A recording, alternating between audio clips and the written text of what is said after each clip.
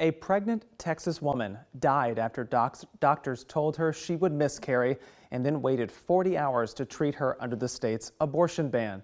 An investigation digging into what happened to her came out today from ProPublica.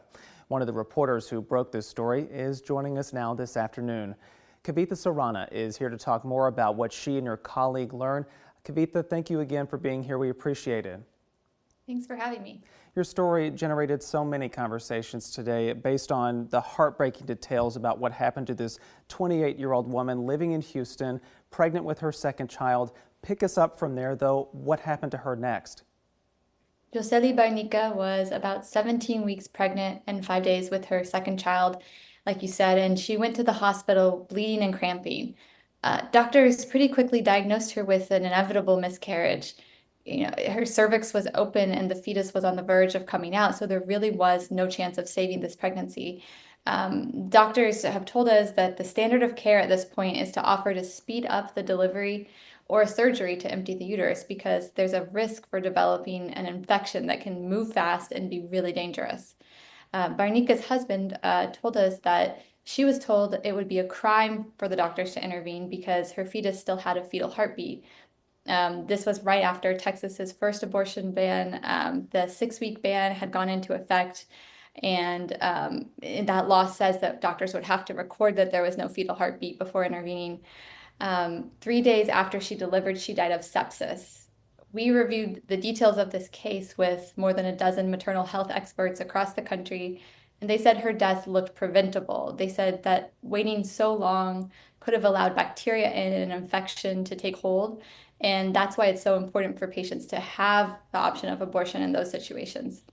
And Kavitha, would you mind just explaining how you came about her case? How did you find out about what happened to her and what she experienced?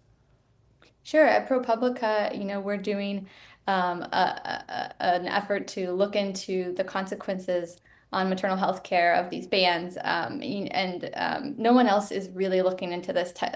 Texas has a maternal mortality review committee, and they examine the deaths of pregnant women, but their reports are never public, and they haven't even caught up to the end of 2021. So we've been doing this through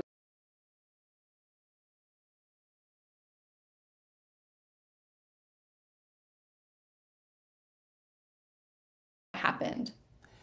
We understand the Texas Medical Board somewhat recently did release some new guidance to doctors about exceptions to the state's abortion ban after hearing quite a bit of complaining from both women infected by this as well as doctors.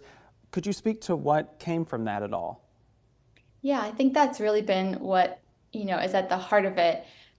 In her case, she was still stable. There's an exception for medical emergencies. It doesn't define that. And so, some doctors could argue that it wasn't an emergency. It's taken years of outcry. Many cases have been reported about delays based on that to get some more guidance. Earlier this year, the Texas Supreme Court directed the Texas Medical Board to try to make some clarifications. And they said that emergencies, don't have to be imminent. But we asked the head of the Texas Medical Board about this. And what should patients in a situation like Barnica's expect to hear from their doctors, and what should they do in a similar situation? And he put it on the patients and said, if they feel their doctors may be hesitant, but they feel that their life is in danger, they should vote with their feet and go to another doctor. But I think this case shows how unworkable that can be in a high-risk situation. And how does this latest story that you all reported today fit into some of those others that have been reported by ProPublica recently about other women's deaths? Right. We've been looking at this in other states as well, and we have found cases that we saw delays in care related to access to abortion, or questions about whether a procedure that could be viewed as an abortion fits in under a law's exceptions that are written in a way that medical organizations have said are very vague. I mean, the other thing about this that people haven't really understood is that it requires more than one doctor to do these kind of procedures. It needs a team of nurses, anesthesiologists, and those healthcare workers in a lot of these states are allowed to refuse to participate in any of this care. So it's not just usually, the idea of one doctor that refuses it. It's, can you get a medical team to participate when there's a threat of prosecution? And in Texas, the threats are quite high. Prosecution could result in up to 99 years in prison and $100,000 in fines. So what we're hearing from doctors that people just don't want to participate in it. Well, Kavitha, I wish we could speak a little bit longer, but we'll end our conversation there. Thank you so much for this reporting today and for joining us this afternoon. We appreciate it.